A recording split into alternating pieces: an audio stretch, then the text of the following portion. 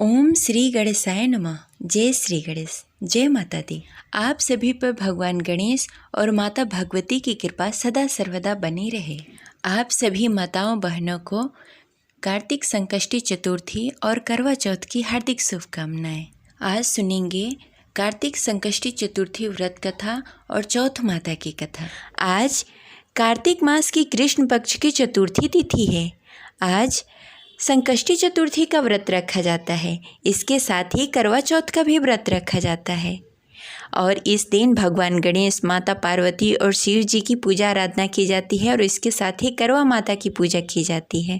तो चलिए इस उपलक्ष्य पे सुनते हैं चौथ माता की संपूर्ण कथा। तो प्रेम से बोलिए गौरी पुत्र गणेश की जय, चौथ माता की जय। जय श्री गणेश। संकष्टी चतुर्थी के दिन विघ्नहर्ता भगवान गणेश की पूजा की जाती है। साथ ही चौथ माता की पूजा की जाती है। संकष्टी चतुर्थी के दिन विधि विधान से भगवान गणेश, चौथ माता की पूजा करके व्रत कथा सुनी जाती है, क्योंकि कथा के बिना व्रत अधूरा माना जाता है।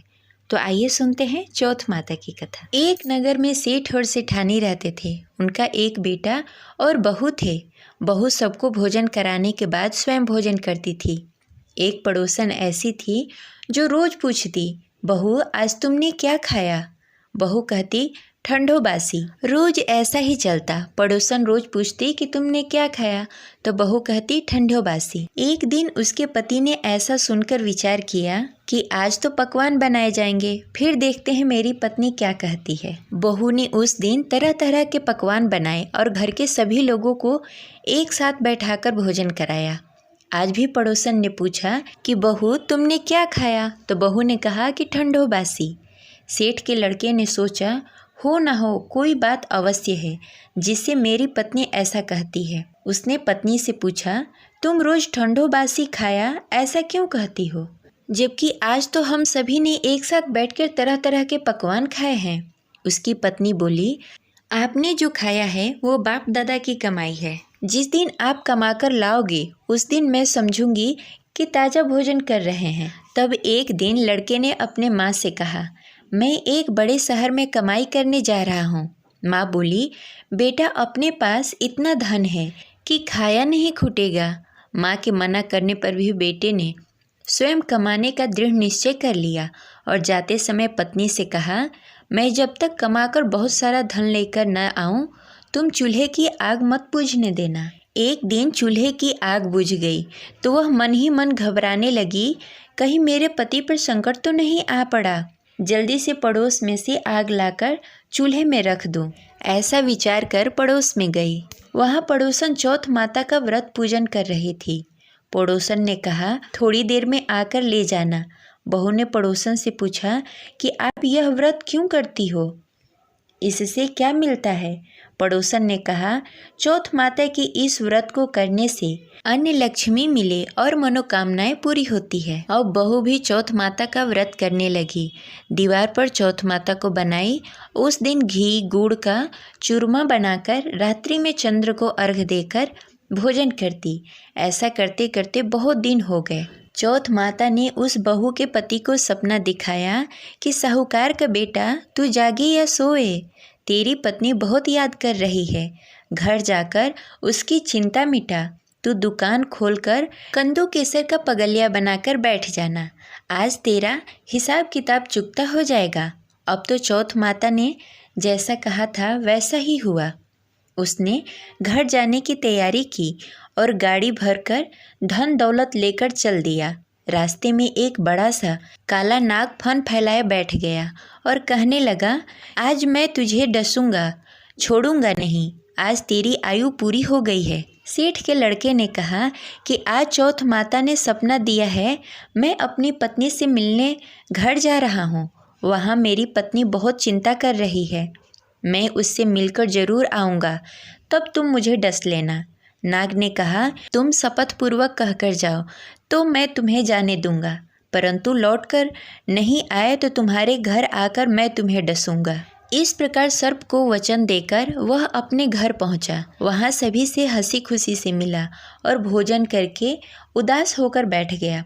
उसकी पत्नी ने उदास होने के कारण पूछा। तो पति ने काले नाग वाली बात बताते हुए कहा, यदि मैं उसके पास नहीं जाऊंगा तो वह घर आकर ही मुझे डस लेगा। पत्नी बहुत चतुर थी।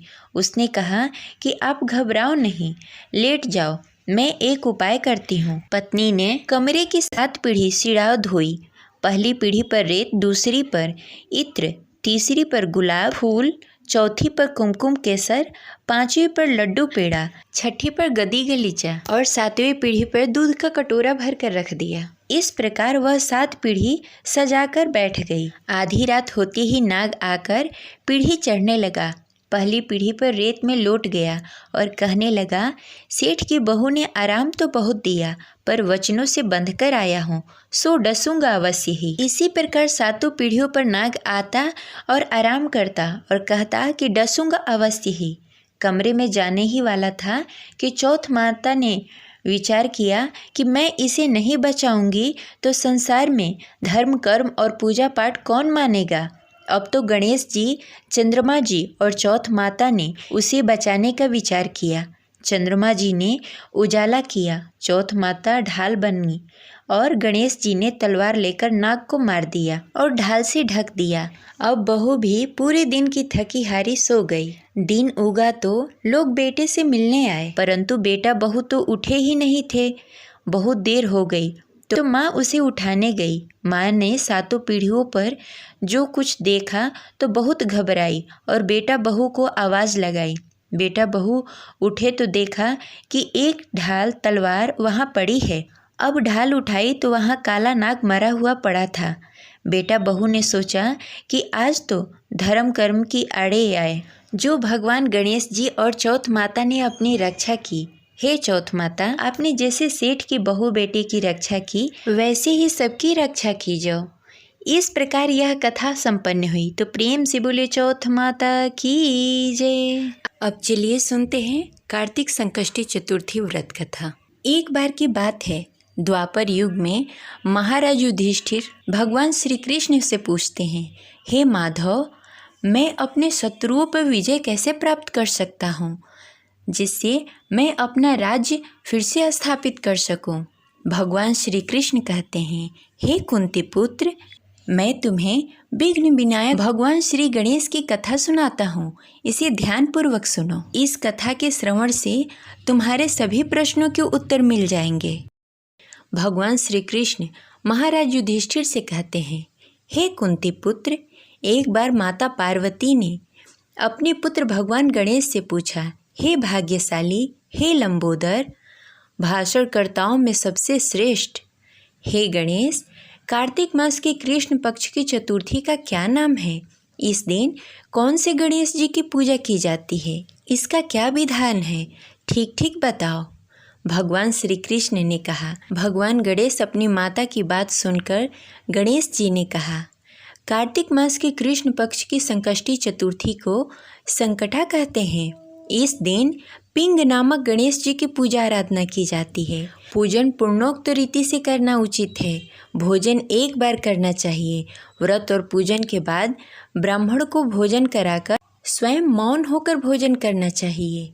मैं इस व्रत का महात्म्य कह रहा हूँ, ध्यानपूर्वक श्रवण कीजिए। कार्तिक मास के कृष्ण पक्ष की संकष्टी चतुर्थी को घी और उड़द मिलाकर हवन करना चाहिए। ऐसा करने से मनुष्य को सर्व सिद्धियाँ प्राप्त होती हैं। भगवान श्री कृष्ण कहते हैं, वृत्रासुर दैत्य ने त्रिभुवन को जीतकर संपूर्ण देवों को परतंत्र कर दिया है। उसने देवताओं को उनके लोकों से निष्कासित कर दिया है। परिणाम स्वरूप देवता लोग 200 दिशाओं में भटक रहे हैं और भाग रहे हैं।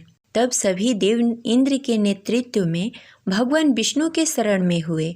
देवों की बात सुनकर भगवान विष्णु ने कहा कि समुद्र द्वीप में बसने के कारण वे दैत्य निरापद हो गया है, उच्छिखंड एवं बलशाली हो गया है। पितामह ब्रह्मा जी से किसी देव के द्वारा न मरने का उसने वर प्राप्त कर लिया है। अतः आप लोग अगस्त मुनि को प्रसन्न करें। वह मुनि जब समुद्र को पी जाएंगे तब वह दैत्य अपने पिता के पास लौट आएंगे। तब आप लोग सुखपूर्वक स्वर्ग में निवास करने लगेंगे। अतः आप लोगों का कार्य अगस्त मुनि की सहायता से ही पूरा हो सकता है। ऐसा सुनकर सभी देवगण अगस्त मुनि के आश्रम में गए और स्तुति द्वारा उन्हें प्रसन्न किया। मुनि ने प्रसन्न होकर कहा, हे देवताओं, डरने की कोई बात नहीं है, आप लोग का मनोरथ निश्चय ही पूरा होगा। मुनि की बात से सब देवता अपने अपने लोक को चले गए। इधर मुनि की चिंता हुई कि 1,00,000 योजन के इस विशाल समुद्र का मैं कैसे पानी पी पाऊंगा। तब गणेश जी का स्मरण करके सकट चतुर्थी के उत्तम व्रत का विधि पूर्वक पूजा पाठ और व्रत का नियम का पालन करते हुए व्रत संपन्न किया। 3 महीने तक व्रत करने के बाद उन पर गणेश जी प्रसन्न हुए। उसी व्रत के प्रभाव से अगस्त मुनि ने समुद्र को सहज ही पान करके सुखा डाला। यह उसी व्रत का प्रभाव था कि अर्जुन ने निवात, कवच आदि संपूर्ण दैत्यों को पराजित कर दिया। गणेश जी की इसी बात से माता पार्वती अत्यंत प्रसन्न हुई कि मेरा पुत्र विश्ववंद्य और सर्व सिद्धियों का प्रदाता है। कृष्ण जी कहते हैं कि हे महाराज युधिष्ठिर, आप भी चतुर्थी का व्रत कीजिए। इसके करने से आप शीघ्र ही सब शत्रुओं पर विजय प्राप्त कर सकते हैं और अपना राज पा सकते हैं। श्री कृष्ण जी के आदेशानुसार युधिष्ठिर जी ने गणेश जी का व्रत किया। व्रत के प्रभाव से उन्होंने शत्रुओं को जीतकर अखंड राज्य प्राप्त कर लिया। केवल व्रत कथा के श्रवण करने से हजारों अश्वमेध यज्ञ और सैकड़ों वाजपेयी यज्ञ का फल प्राप्त होता है। साथ ही पुत्र पौत्र आदि की वृद्धि भी होती है। इस प्रकार कार्तिक संकष्टी चतुर्थी व्रत कथा संपन्न हुई। तो प्रेम से बोलिए विघ्न विनायक भगवान गणेश की जय, गौरी पुत्र गणेश की जय, शिव जी माता पार्वती की जय। जय श्री गणेश।